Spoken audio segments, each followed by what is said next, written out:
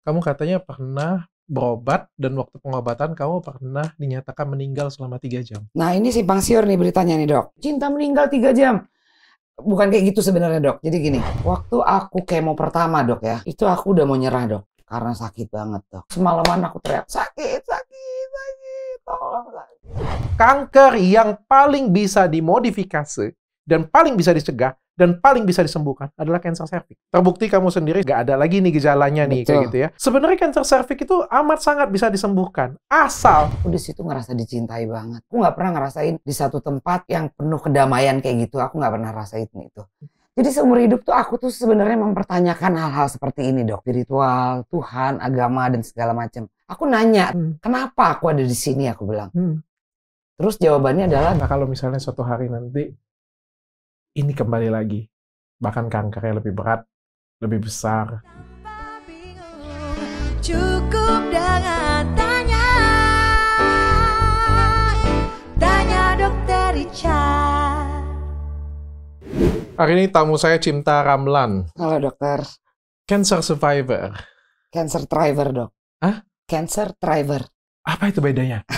Thriver apa? Kalau survivor masih berjuang, kalau thriver sudah berdamai, sudah selesai pengobatan, dan memiliki tingkat kualitas hidup yang lebih baik dari sebelumnya. Oke, aku mau ke cancer, tapi sebelumnya ada yang lebih menarik dari cancer. Oke. Staffku bilang, dari timku bilang, kamu katanya pernah berobat dan waktu pengobatan kamu pernah dinyatakan meninggal selama 3 jam. Nah ini simpang siur nih beritanya nih dok. Jadi gini, setahu aku dok, kalau dari suami, kan aku kan nggak sadar ya dok ya. Kalau dari cerita suami aku, karena yang juga ya, dia nggak sadar ya. Iya, karena aku nggak sadar dok. Kok aku nanya dengan dia? Iya. Makanya nih beritanya simpang siur. Jadi gini, aku ada internal bleeding. Dok, ini menurut suami aku ya, yang dokter keluar ngabarin suami aku yang ada di luar. Ibu aku sama anak aku lagi berada di kamar rumah sakit. Oke, pelan-pelan. Ini cancer sudah di apa ini? Kenapa masuk rumah sakit dulu nih? Oke, dari awal aja ya. Oke. Berhubungan suami istri, pendarahan. Oke. Lalu pap smear. Hasilnya ada sel ganas, karsinoma apa? Aku juga nggak ngerti. Aku dokter Google ya. Parno sendiri. Lalu ketemu ginekologi onkologi di Bali, dokter aku. Lalu buka, ya dok, udah kelihatan rahimnya aneh. Dokternya bilang, ibu stadium 1, langsung biopsi, ambil, naik stadium 2B, habis itu kemoterapi 3 kali, lalu operasi total histerektomi. Nah pas saat operasi ini dok, yang ini beritanya lagi simpang siur nih, cinta meninggal 3 jam. Bukan kayak gitu sebenarnya dok. Jadi gini, dokter keluar ngabarin ke suami aku kalau aku ada internal bleeding. 2 dok internal bleedingnya. Di perut, sama kan diangkat semua dok, sama di tenggorokan dok. Jadi ada alat apa tuh yang masuk waktu itu aja aku nggak tahu karena aku nggak sadar. Mungkin dokter lebih ngerti. Intubasi. Iya, mungkin nggak tahu apa itu. Jadi aku sempat bangun dok waktu itu. Oke. Kesedak aku sama alat itu, kayak gitu. Oke. Terus aku nggak sadarkan diri lagi, gitu. Nah, aku nggak sadarkan diri itu yang aku ngalamin pengalaman itulah, spiritual itulah ya. Tapi di luar, mereka nih menurut suami aku begini. Aku katanya hilang, terus di deg-deg gitu, balik, lalu diindus koma dok. Karena kalau aku bangun dengan alat itu di dalam, aku malah bisa beneran meninggal. Gitu, dokter ngerti? Ya. Paham. Nah itu mungkin dokter lebih ngerti. Ini cerita menurut suami aku ya. Jadi keluar dari ruang operasi itu suster sambil mompa ini aku. Oke, CPR ya. Iya, sambil mompa dada aku pakai alat itu tadi, selang itu. Jadi pompa, lari-lari, suami aku ikut lari, ibu aku, anak aku ikut lari di belakang ke ICU. Nah di ICU itu dari keluar sampai aku bangun itu 3 jam dok. Makanya pada ribut cinta meninggal 3 jam. Nih dokter nih, sekarang nih dokter nih. Monitornya kayak gimana monitornya? Nah mana aku lihat dok, nggak ada yang lihat loh. Betul sih sebenarnya. Gitu. Tapi keterangan dari dokter dan keterangan dari teman-teman yang nungguin kamu memang itu dalam keadaan yang sudah meninggal, sudah dinyatakan meninggal. Loh kan aku hidup masih dok. Iya, pada waktu 3 jam itu ada statement nggak atau dari dokter atau dari apa? Jadi gini, dokter ngomongnya bilangnya gini ke suami aku. Kita nggak yakin kalau ibu akan balik. Gitu ngomongnya. Oke, kalimatnya seperti itu ya. Kalimatnya seperti itu. Makanya aku di ICU. Apa ini kata Mbak Ola Ramlan ya? Katanya oh, alatnya sudah garis. Kata Mbak Nah, Ola itu Ramlan. ya, itu dia Ini kan. mbaknya ada hubungan dengan Ola Ramlan Itu ya? kakak saya. Adik kandungnya. Kandung, Oke. ya satu bapak lain ibu. Oke, cerita dari Mbak Ola Ramlan katanya dari monitor sudah lurus. Nah, itu kan katanya. mereka semua yang di luar yang tahu dong. Betul juga. Aku nggak tahu. Betul juga ya. Betul Soalnya juga. aku begitu besoknya ketemu dokter, aku kan masih di ICU ya, udah bangun ya dokter. Aku nggak nanya-nanya sama dokter.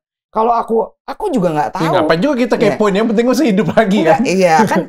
Aku belum ketemu keluarga juga, keluarga nggak boleh masuk ICU kan dok. Jadi aku juga nggak tahu gitu. Mereka yang di luar sana udah denger berita apa aja, aku nggak tahu dok. Oke. Gitu. Tapi kalau dari cerita suami sendiri yang nungguin pada waktu itu kondisinya memang dinyatakan meninggal atau memang kritis banget gitu. Jadi kalau menurut suami aku hilang, nggak ada detak jantung, lalu di CPR, balik, lalu diindus koma supaya aku nggak tersedak sama alat ini nih. Oke. Dokter ngerti ya itu? Paham. Jadi ya? semuanya clear ya. Ini bukan keadaan 3 yang dipikiran itu karena kan viral 3 jam meninggal terus hidup lagi. Wah, aku bilang harus datang ke podcastku nih. Nggak, rahasianya apa dulu nih gue bilang kan. Coba tahu kalau rahasia ini ada bisa di ini. Jadi lebih tepatnya koma ya dok ya? Lebih tepatnya sebenarnya kalau dari cerita tadi, kita kan terima tuh potongan cerita ya. Iya. Kalau dari cerita tadi, mungkin ini keadaannya ventricle fibrilasi bisa atau keadaan jantungnya nggak ada detak jantung lagi. Tapi di CPR dilakukan pertolongan, lalu bisa kembali. Itu banyak orang yang seperti itu. Jantungnya tidak berdetak lagi, tapi diberikan pertolongan, dikasih epinefrin atau dikasih obat-obatan, lalu bisa berdetak lagi, tapi keadaannya kritis dan akhirnya bisa kembali lagi posisi seperti sekarang. Karena kalau misalnya kita lakukan itu dalam hitungan menit dan detik, harusnya orangnya masih bisa diselamatkan. Betul. Tapi kalau 3 jam bangkit lagi, wah itu ya agak-agak kita pertanyakan. Oke. Tapi ini suatu hal yang menarik. Selama 3 jam itu katanya mengalami betul, perjalanan dok. Spiritual. Betul dok. Nah ini juga menarik nih. Perjalanan spiritual apa yang kamu alami? Jadi pertama aku melihat suami aku nangis-nangis dok di belakang mobil di parkiran. Itu aku lihat itu. Karena pas bangun aku inget. Gitu. Lalu aku lihat ibu aku lagi mau donor darah. Karena aku kehilangan banyak darah kan, internal bleeding. Itu dia lagi tanda tangan surat pernyataan entah apa. Pokoknya aku lihat itu.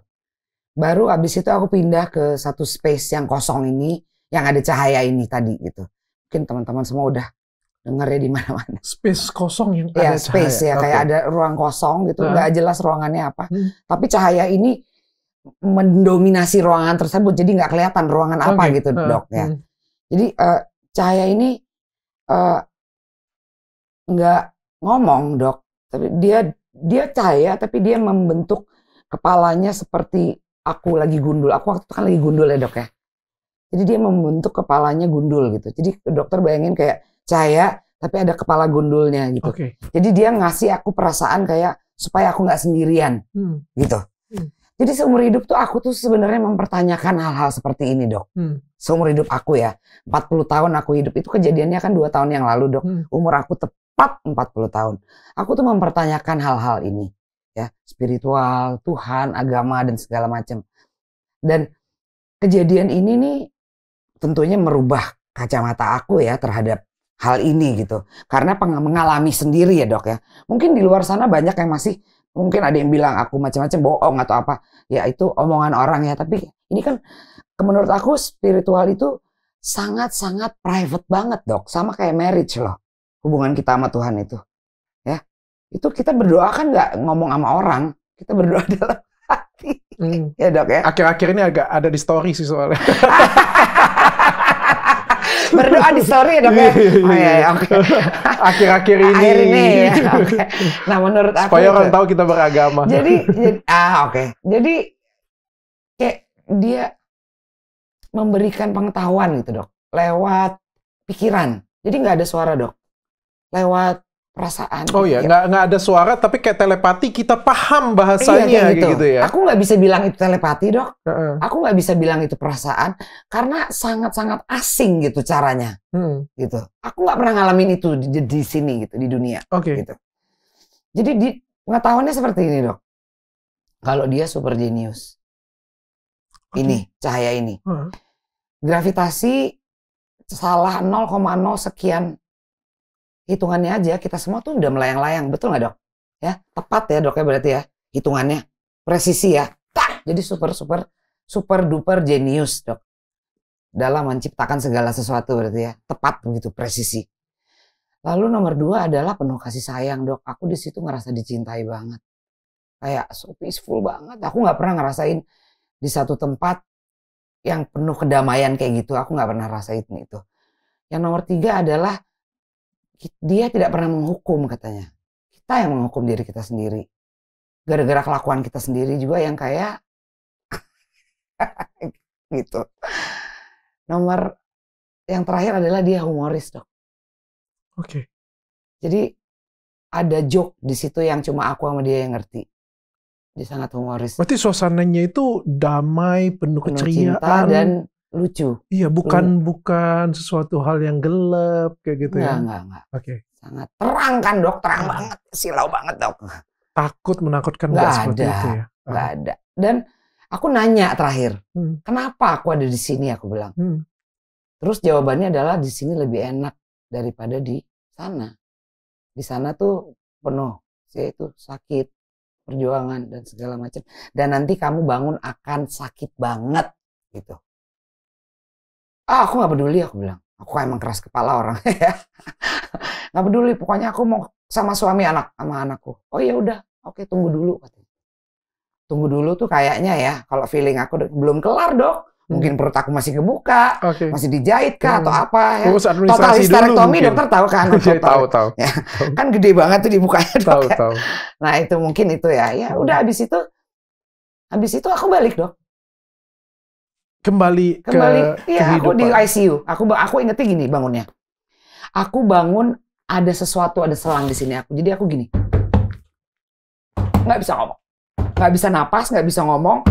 Suster langsung lari, ibu, jangan napas ya Bu ya, jangan napas. Ditarik, seret, ditarik. Katanya kalau napas malah tersedak, betul, Dok? Iya. Apa itu, Dok? Karena kamu intubasi itu. Intubasi apa intubasi sih, itu alat bantu untuk napas. Nah, benar, Dok, itu dia. Nah, dokter nih sekarang yang ngerti ya. Nah itu, jangan napas Bu, kalau napas tersedak ditarik. Abis ditarik aku pingsan, Dok. Pingsan lagi.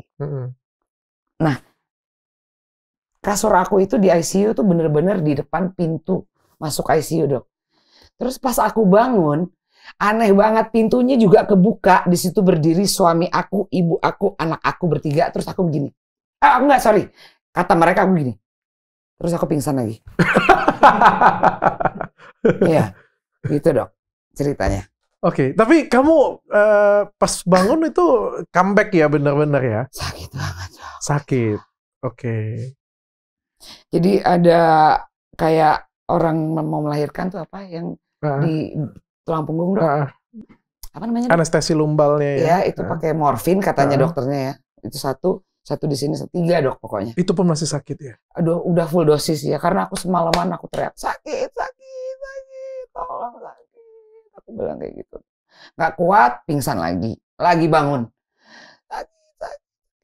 Nggak kuat, pingsan lagi. Suster sampai bilang, Bu, kalau kita tambahin dosisnya ibu hilang. Katanya. Udah full dosis semuanya. Ya. Masih kesakitan. Ya udah diterima aja ya. Iya. Oke, bersyukur balik lagi. Iya, of course, Dok. Apa yang terjadi perubahan di Cimta setelah?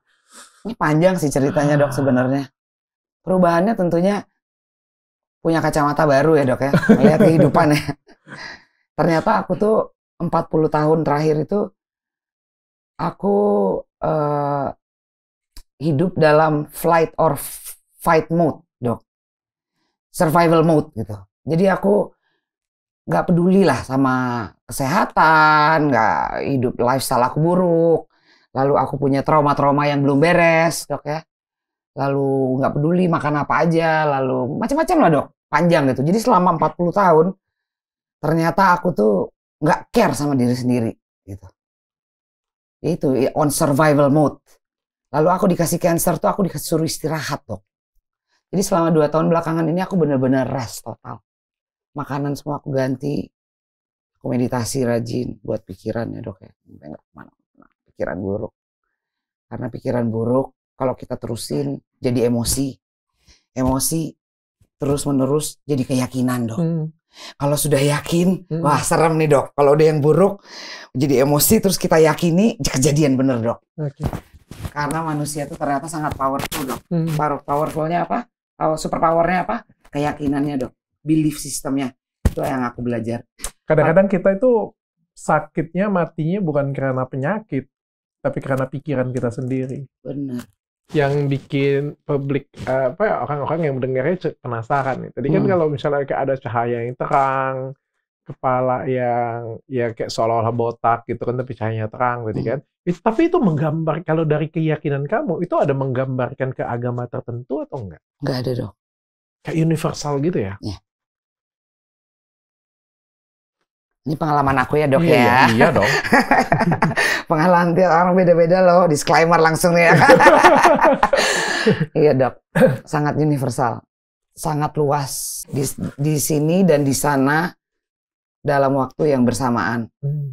Luas banget gitu. Jadi kita nih kecil banget. Oke. Tadi yang berubah tadi salah satu cara berpikir kamu kedewasaan. Jaga kesehatan ya? Iya, jaga kesehatan dan nomor 2, keyakinan aku akan Tuhan.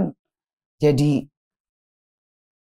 aku belum bisa bilang tak tergoyahkan ya, karena yang muncul itu kan pikiran kita sendiri yang buruk-buruk ya dok ya. Misalnya gini nih, aku kasih contoh ya. Misalnya, aduh honor belum turun, ya, ada tagihan misalnya gitu. Kan pikiran kita sendiri nih, aduh gimana nih besoknya, aduh, uang tinggal segini lagi misalnya ya dok ya. Gimana? Pikiran kita sendiri nih dok, yang kayak gitu-gitu. Padahal dok, kalau kita punya keyakinan yang tak tergoyahkan ya akan Tuhan, kita besok tuh baik-baik aja loh padahal. Kayak gitu. Tapi aku sendiri aja masih ngelawan diri sendiri. Tapi paling enggak dengan kejadian aku tuh keyakinan aku tuh udah yang tadinya masih mempertanyakan kan dok. Aku tadi udah bilang kan, aku seumur hidup mempertanyakan akan hal-hal ini. Kalau sekarang aku yakin, seyakin-yakinnya dengan keberadaan Tuhan. Oke. Gitu. Jadi lebih berserah ya. Betul. Masih belajar dok. Tapi habis itu jadi lebih rajin ibadah, sholat dan lain sebagainya. Yes, of course dok. Conversation lebih ke Tuhan. Jadi curhat terus gitu. Oke. Ada apa-apa tuh itu lebih ke dalam kalau aku. Jadi aku nggak ngelihat Tuhan itu di luar sana, aku tahu di dalam aku ada dirinya juga gitu. Oke. Dan setelah itu bagaimana kesembuhan penyakit kamu?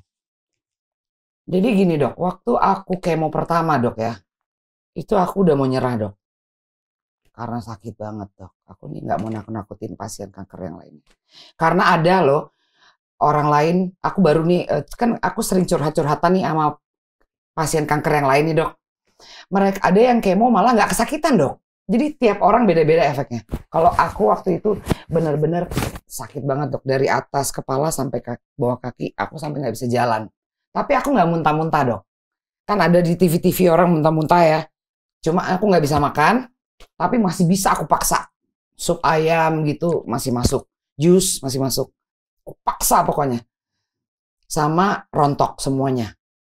Alis hilang, bulu mata. Semuanya dok, sampai itu juga di bawah situ. Hilang ya, rontok semua.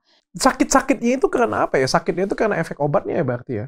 Iya kan yang dibunuh semua selnya dok, yang baik dan buruk juga. Jadi kayak kalau apa rasanya? Pegel-pegel, sakit-sakit semua, kayak atau kayak dikebukin? Tusuk semua badan aku pokoknya. Kayak ditusuk-tusuk ya? Aku sampai minta obat penahan sakit yang paling kuat sama dari dokter aku. Oke. Itu pas di kemo atau setelah kemo atau? Oh setelah kemonya dok. Berlangsung berapa hari? Besoknya langsung. Berapa lama? Berapa jam kemudian langsung. Berapa lama? Jadi kemo itu 8 jam loh dok. Jadi kan kita kalau kemo itu duduk diinfus kan. Diinfus ya, oke. Kemonya masuk ya. Aku pernah nemenin. Aku keluar kan 8 jam tuh dok. Ada 2. Aku karboplatin sama satu lagi Clitaxel, aku sampai apa lo obatnya. Nah itu 8 jam. Pulang ke rumah udah berasa efeknya, Dok. Berapa lama? Langsung wow. 1 jam kemudian. Berapa lama? Tapi efeknya berapa lama? Oh, seminggu, Dok. Wow. Sakit ya, sakitnya itu Nyiksa seminggu. juga ya? Iya, 1 minggu. Jadi gini, kemo itu setiap 3 minggu. 1 minggu pertama sakit, minggu kedua udah recovery badannya. Minggu ketiga aku udah bisa jalan-jalan. Gitu. Minggu depan sakit Minggu lagi. depan sakit lagi. Berapa lama? Berapa kali? 3 kali, Dok. Wow. 3 kali aja itu berhasil menghilangkan tumor 4 cm di serviks aku. Oke. Apakah dengan kehidupan spiritual kamu jadi lebih, ya karena kemarin ngalamin fase spiritual, tentu kamu ada fase yang berbeda ya dalam diri ya. Iya. Itu membantu lah dalam penyembuhan. Banget, Dok. Aku takjub banget sama meditasi. Jadi aku baru belajar itu kan ya. Jadi waktu itu kanker yang ini belum selesai, aku udah mikirin kanker yang akan datang, Dok. Secemas itu aku. Pikirannya udah, aku sampai, aduh gimana ya ini ya. Terus kayak, coba meditasi deh gitu. Kayak ngomong sama diri sendiri. Gimana sih caranya meditasi? Katanya belajar mengosongkan pikiran gitu kan. Terus aku datengin teman aku, namanya Farani, dia sekarang jadi guru meditasi di Bali. Aku datengin, tolong dong ajarin aku gimana sih caranya. Dia ajarin, lalu dia suruh aku baca buku dari Dr. Joe Dispenza. Ada 3 buku, Dok. Manfaat dari meditasi itu. Jadi ternyata pikiran kita itu sangat powerful banget, Dok. Pikiran, kita terus pikirin yang baik-baik atau visualisasi, terus berbulan-bulan, Dok, latihannya duduk. Pikirin. Kalau aku waktu itu, aku bayangin tumornya itu runtuh, Dok. Tumornya itu, Dok, aku bayangin, gitu. Jadi aku belajar dari buku ini ya, Dr. Joe Dispenza. Aku bayangin tumornya runtuh, bayangin. Terus diajarinnya juga gini, bayangin runtuh, lalu ada perasaan apa setelah ngebayangin itu? Seneng dong, kalau sembuh, seneng. Harus keluar tuh perasaan itu. Karena dari pikiran menjadi perasaan, dari perasaan yang diulang-ulang terus jadi keyakinan. Gitu, Dok. Dan itu bermanfaat ya? Itu bermanfaat banget. Oke, itu aku pernah baca sih di buku dan itu bisa dipraktekkan. Betul. Tapi untuk kesehatan doang ya, jangan dipraktekkan di judi online ya. Ngebayangin. Terus dibayangin kan, gacor.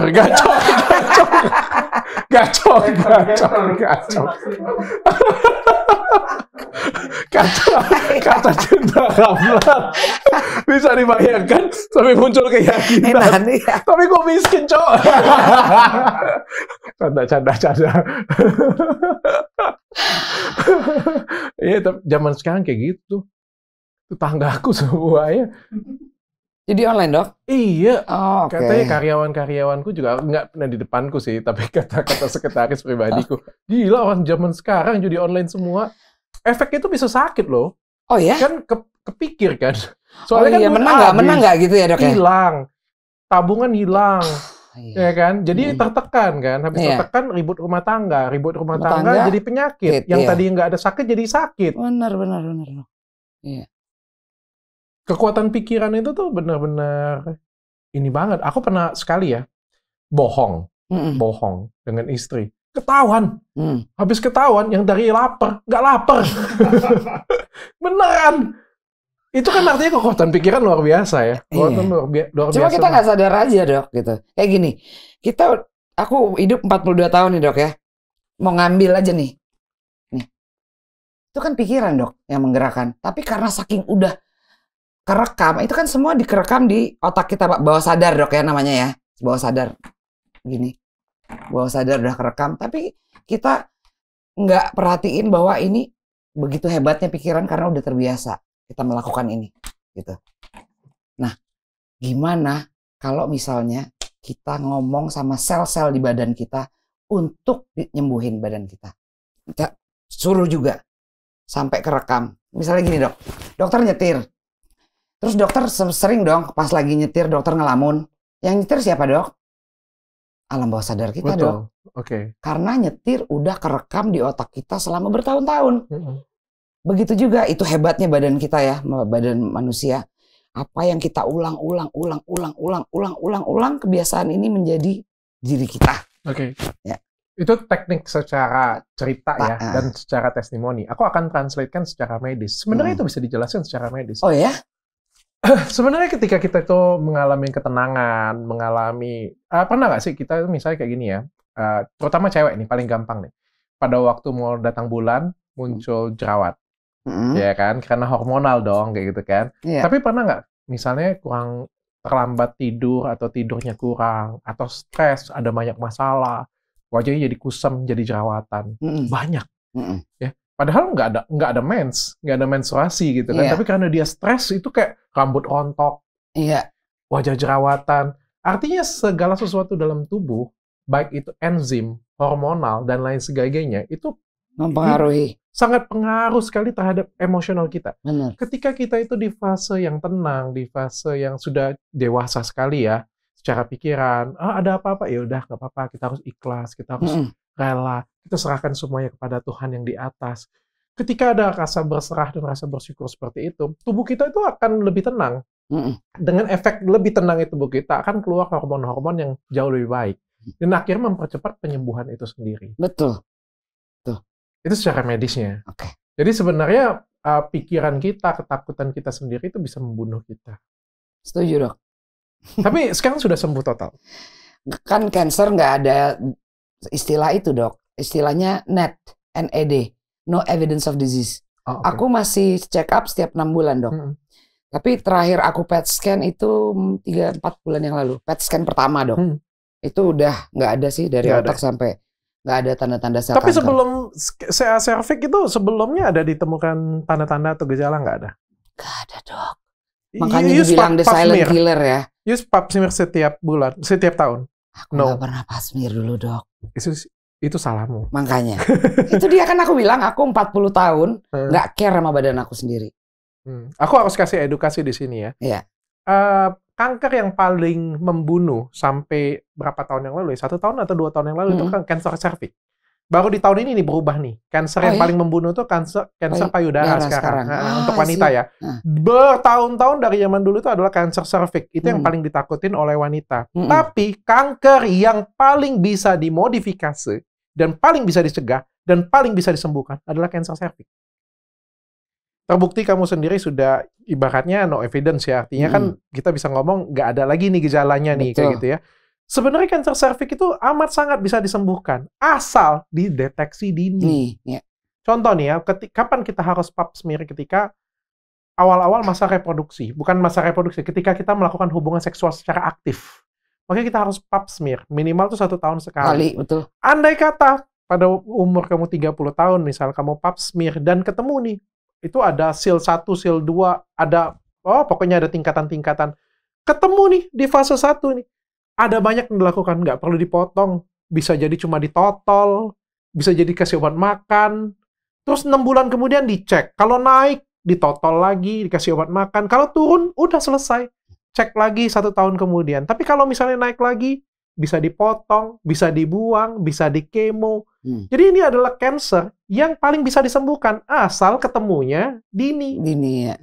Tapi kalau sudah ketemunya di atas, ya susah juga ngomong sama kayak cancer yang lain. Nah tuh pemirsa, penting nih, penting banget. Makanya pap smear itu nggak boleh disepelekan dan juga vaksin juga nggak boleh disepelekan. Tapi sebenarnya aku yakin kamu sudah banyak mengalami gejala, cuma kamu biarin. Misalnya kayak keputihan gitu. Berulang. Mungkin ya. Jadi ada nyeri panggul berulang. Aku abaikan gitu, Dok ya. Menstruasi yang mens aku memang nggak berubah fase, sakit berubah banget, Dok, kalau siklus. Sakit ya. Sakitnya sampai ke panggul, keputihan yang berulang disembuhkan datang lagi. Itu sebenarnya sudah banyak tanda, cuma diabaikan aja. Betul. Sometimes kita nggak boleh mengabaikan tanda-tanda yang dikasih oleh Tuhan. Bener. Itu tanda-tanda dari badan kita sendiri juga lah. Hey, gitu.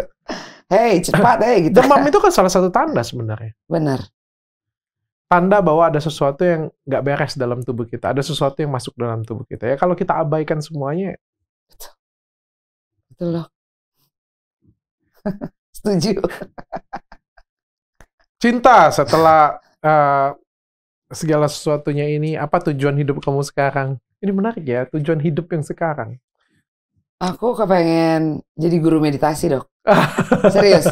Aku lagi pengen ambil sekolah. Online kan sertifikasinya udah banyak ya. Aku lagi kepengen nyembuhin trauma, meditasi untuk trauma dan meditasi untuk cancer. Dan aku juga kepengen banget, bismillah ya, aku punya meditation center dan gratis. Wow, luar biasa. Jadi aku pengen cari uangnya dari bisnis lain. Kalau untuk itunya meditation centernya gratis. Kenapa? Karena bisa bantuin. Kamu ngerasa itu Karena aku bermanfaat. ngerasa efeknya ke diri aku. Mungkin kita berapa ratus juta sih umat di Indonesia, banyak banget ya. Mungkin ada yang cocok gitu. Karena mungkin meditasi nggak untuk semua orang ya, Dok ya. Tapi mungkin ada yang cocok gitu. Dengan meditasi ya aku kok pengen bisa share lah gitu efeknya karena dari bisa memilah-milah pikiran, efek ke emosi, dari emosi bisa jadi keyakinan, itulah superpower kita. Bagus kok, istriku pernah meditasi. Dan dia ketika dia cerita dengan aku, kayaknya aku nggak mungkin bisa. Mbak Ola aku ajarin meditasi, dia tidur, Dok. Aku pikiranku kan berisik. Oh ya. Aku nggak bisa. Aku pikiranku kan sangat berisik sekali ya. Sama, Dok. Dan jadi ketika berfokus pada pernafasan kayak gitu ya, aku pasti akan, oh ya kerjaan yang ini belum selesai. Iya, memang begitu, Dok. Nah, poinnya adalah begitu pikiran ini belum selesai, kita balikin lagi ke fokus nanti dulu gitu. Ya masalahnya kalau begitu dibalikin ke fokus kayak gitu, orang butuh 1 jam untuk pindah lagi. Masalahnya aku butuh 1 detik untuk pindah ke yang lain. Jadi agak berisik. Cuma bisa, tapi butuh waktu. Tapi itu bukan suatu hal yang gampang. Tapi aku percaya banget dengan level penyembuhannya. Tapi selamat by the way. Thank you, Dok. Cinta yang sudah, Thank you. apa ya, sometimes suatu musibah yang besar itu bisa membawa suatu value yang luar biasa bagi hidup kita. Yang kayak aku bilang tadi, Dok, Tuhan itu tepat dan presisi. Tepat, nggak pernah miss, Dok. Jadi kalau ada yang buruk tuh, itu juga tepat, Dok. Jadi kita mesti pinter-pinter mikir, apa nih maksudnya Tuhan? Itu aja sih. Pertanyaan terakhir, Cinta, kalau misalnya suatu hari nanti ini kembali lagi, bahkan kankernya lebih berat, lebih besar. Udah aku pikirin itu, Dok. Jadi yang pasti aku nggak mau ada pengobatan lagi, Dok. Aku trauma banget sama pengobatannya, sakitnya dan segala macam. Aku akan pindah ke natural semuanya. Which is udah aku kerjakan dari sekarang ya, maksudnya aku udah nggak pakai produk-produk yang ada bahan kimia lagi, semuanya vegan gitu, Dok. Toxic, aku udah nggak makan makanan yang di dalam kemasan karena banyak banget pengawetnya kan, makanya bisa bertahan berbulan-bulan di supermarket. Jadi aku makan real food, Dok, sekarang. Gitu. Jadi kalau misalnya apa itu real food itu? KFC? Ya, enggak, Dok. Masak sendiri, Dok. Oh, masak sendiri. Sayuran, ikan. Kalau di rumah aku udah strict vegetarian. Di rumah ya, Dok ya. Tapi kalau aku keluar, aku have fun, Dok. Aku harus nikmatin hidup. Liburan, aku masih makan daging, masih makan ayam, masih duduk-duduk cantik sama teman-teman, ketawa-ketawa. Alkohol? Sedikit-sedikit, wah. Ketawa-ketawa, have fun. Hidup itu kalau nggak mentok-mentok banget, tetep sih. Ya, nikmatin hidup harus, Dok. Masa terus juga tertekan di rumah? Betul. Iya kan, Dok? Nggak boleh. Jadi balance. Jadi misalnya kayak liburan, wah liburan capek banget kan, grafiknya nih nggak sehatnya naik, balikin lagi nih sampai rumah gitu. Jadi aku mencoba untuk kayak gitu sekarang. Wah have fun, aku balikin lagi, hajar. Paling nggak ada balance. Iya balance. Kunyit, daun kelor aku hajarnya terus, Dok. Terus tuh 2. Paling nggak dalam hidup tuh ada balance-nya. Bener, setuju, Dok. Cukup dengan